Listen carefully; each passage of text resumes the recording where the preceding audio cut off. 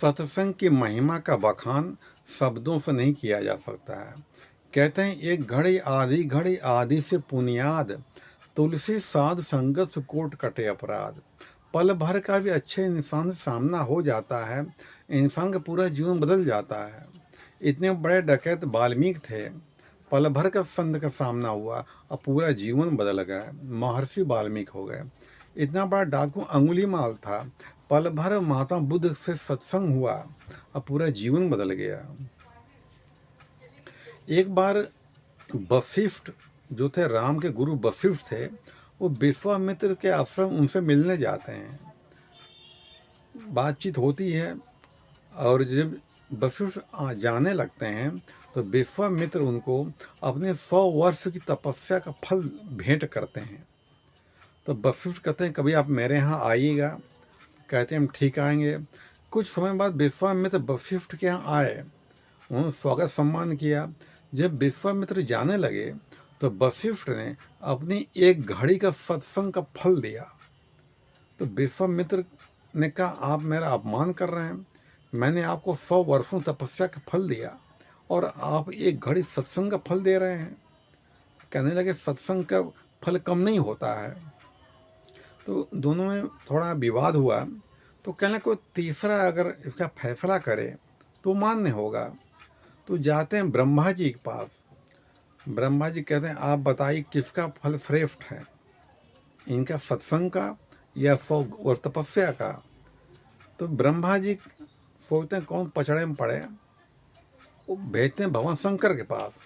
देखो अक्लमंद की पहचान यही होती है, अगर आपके पास कोई ऐसी समस्या है जिसका निदान ना हो पा रहा हो, दूसरे पास भेज दो उसको। कोई आपके पास आया, कोई क्वेश्चन कर रहा है, अगर समस्या आपसे नहीं सुलझती है तो कहीं दूसरे ट्रांसफ़र कर दो।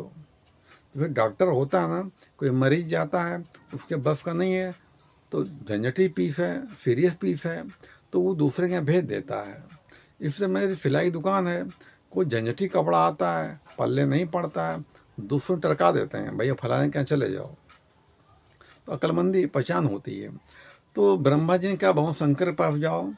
भगवान शंकर पास जाते हैं। भगवान शंकर कहते हैं पचड़े कौन पड़े भैया। तो ये कहते हैं आप जाओ भगवान विष्णु के पास जाओ। भगवान विष्णु के पास जाते हैं, विष्णु समस्या बोलते हैं। नागराज वहीं पर थे। तो विष्णु के पूछा कौन पचड़े में पड़े, वो कहते हैं छोटा मोटा सवाल नागराज बता देंगे, हमें कहीं जाना। वो अंतर्ध्यान हो गया। अब नागराज फंसे तो विश्वामित्र ने कहा नागराज आप ही बता दो। तो नागराज ने कहा मेरे सर्व धरती का बोझ है, अपनी तपस्या के बल से को रोक दो थोड़ा, तो हम निकल के बात करते हैं आपसे।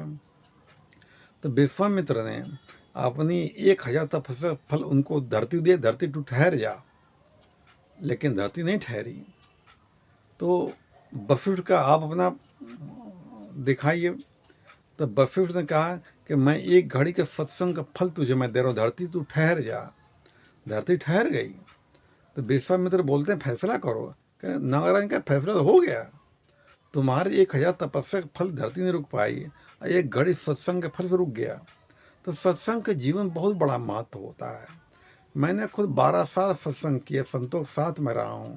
ये परमात्मा की कृपा रहमत रही, जो उनके चरणों में बैठने का सौभाग्य प्राप्त हुआ और वहाँ बैठने जीवन बदल गया। डर खोया, चिंता खोई, नफरत खोई, घृणा खोई, ईर्ष्या खोई, लोभ खोया, अहंकार खोया।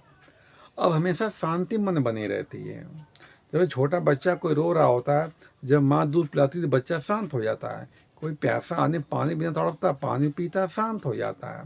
हमारे घर माता बहनें पूड़ी बनाती हैं, छन छन की आवाज़ आती है, पूड़ी पक जाती है, आवाज़ शांत हो जाती है। इसी तरह जब इंसान को ज्ञान हो जाता है वो शांत हो जाता है।